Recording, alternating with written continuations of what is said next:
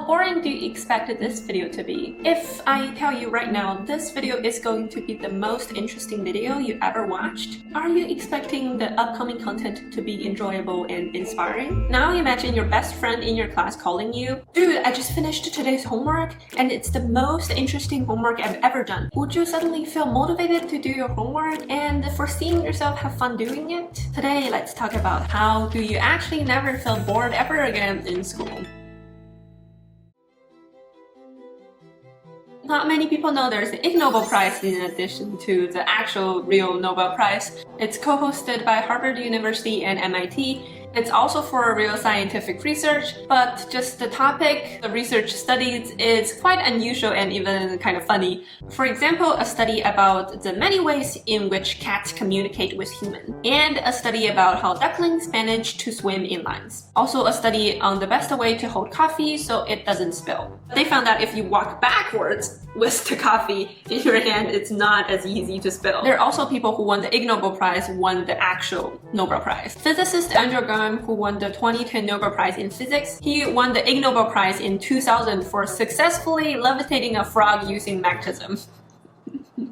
So back to the topic, we're actually going to talk about this year's 2023 Education's Ig Nobel Prize winner. Their paper's title is called "Whatever Will Bore, Will Bore. The mere anticipation of boredom exacerbates its occurrence in lectures." This group of psychologists shows that not only external factors will create boredom, but also an internal factor. People's expectations toward the situation will also influence their feelings. It's saying that, well, lots of time we think it's some subject or person that make us feel so bored. But you know what? Maybe it's not them, it's just us wanted it to be boring. For example, if someone just really hate an actor and think all of this actor's movies are just terrible and so boring, but are all the movies are actually boring? Everyone else thinks the movie is quite fun. Maybe it's just this person expected and decided all the movies are going to be boring, then when he actually watched it, he felt very bored. Another example, you may feel like your teacher's class is just so boring, but it might not be actually the teacher's class is boring. It might be you expected it to be boring, so you actually felt bored.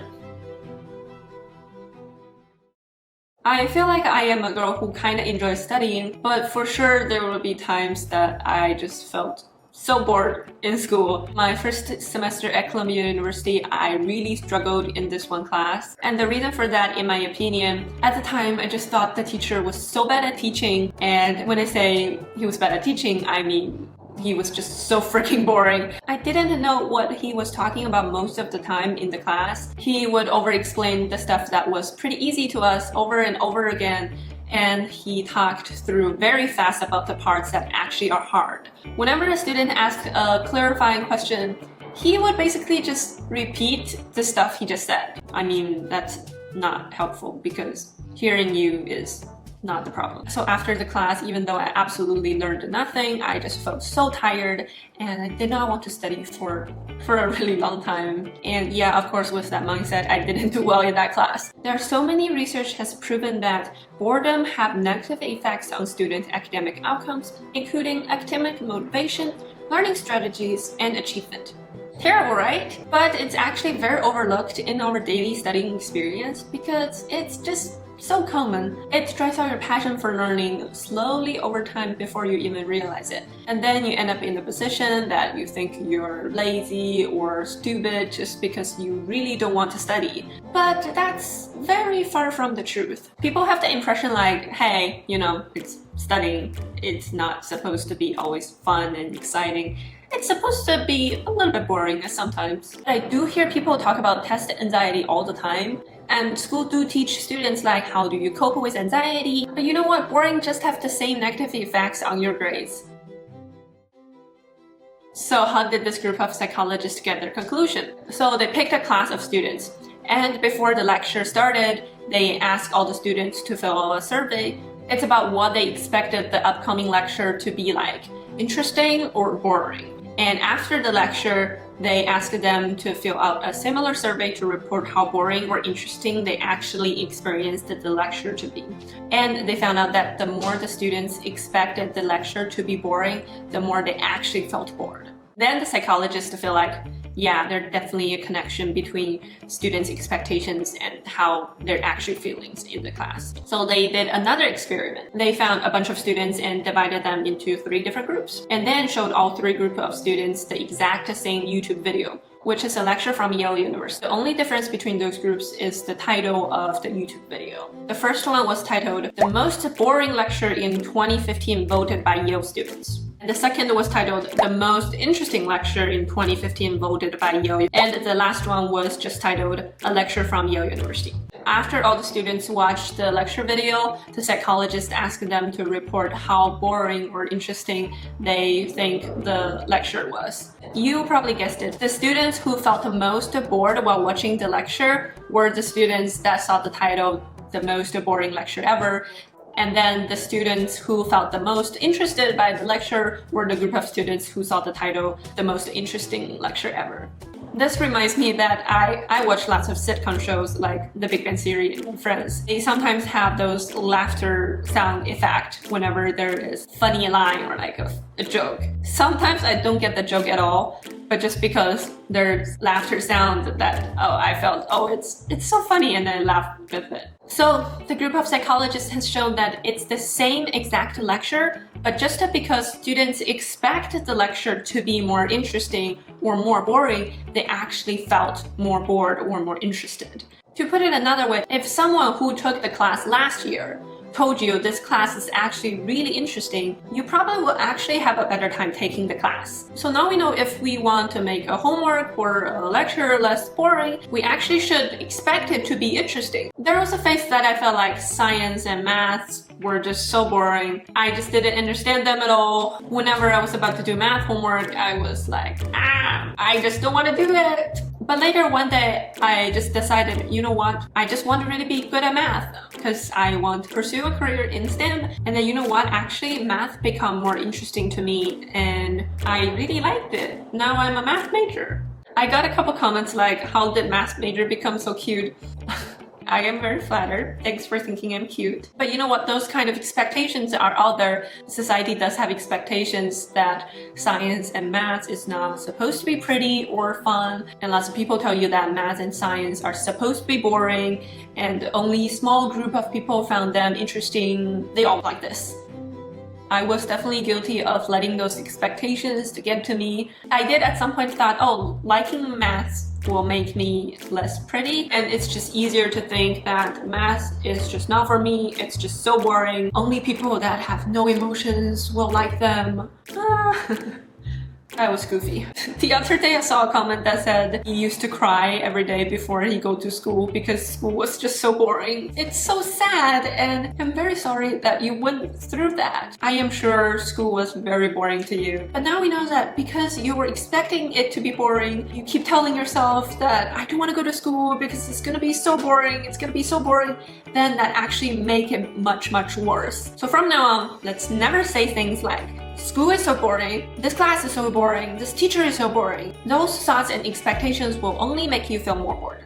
But now you may ask, hey Han, I was actually really excited about the topic and I was very looking forward to the class before it started, but the actual class just bored the shit out of me. Now what do? No worries, I got you. Let's talk about the best coping strategies when you actually do feel bored.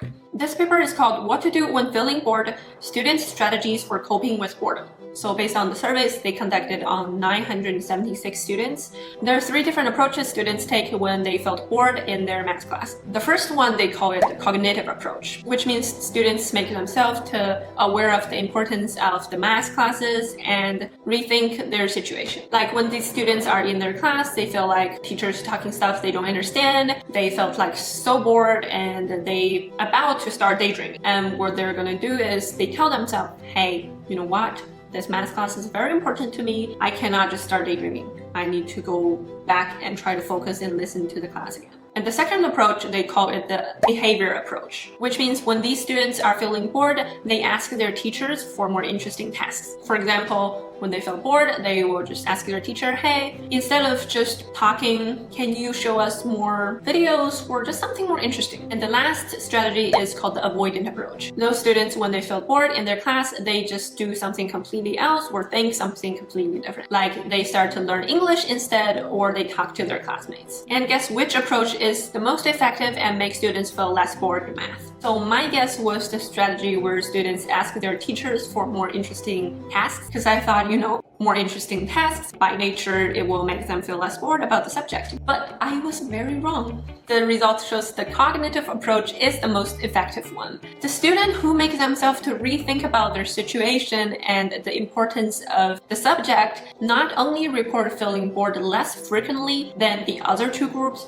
but also have the highest level of enjoyment in the class. This group also have the lowest level of anxiety, the highest rate of interest in math, and they put the most effort in studying math. And then the group that feels the second least bored are the group that ask for more interesting tasks from their teacher. The group that feels the most bored at math is the group that's just completely doing something else instead. And you may ask, oh, sometimes I just change my task and I'm indeed no longer bored. The bored feeling here is about how you feel about math as a subject long term. It's not how bored you feel at the moment. If I feel bored when I'm doing my math homework and then I switched to watch Netflix shows, well, yeah, I'm no longer bored because I'm watching Netflix shows. But tomorrow I still need to do my math homework and I still don't want to do it. I still think math is so bored whenever I need to do it. So this study has shown that avoiding or changing tasks will only make it worse. You will only feel math is more and more bored over time. Asking your teacher to give you a more interesting task is a slightly better approach, but it's still not as effective as reframing your thinking. There are a couple reasons for this. My first reaction to this approach is that I will never ask my teacher to give me more interesting tasks. It sounds like I am just telling them that they are boring. So first, it's not always practical to ask your teacher. Also, different people have different feelings toward a subject. What other students think is interesting, you may not find it interesting. Your teacher can't tailor some task for you all the time. So this group of students still more frequently felt bored at math and still don't have a strong interest in math. So the conclusion is that when you feel bored, the most effective way to help you feel less bored is to rethink about your situation and make yourself realize how important this subject is. This is significant because it's way harder to change your environment than change your mindset. People complain about their teacher and schools, says school is just so boring, that's the reason they are bad at studying. But now you know it's actually more effective to change your mindset than change your teacher.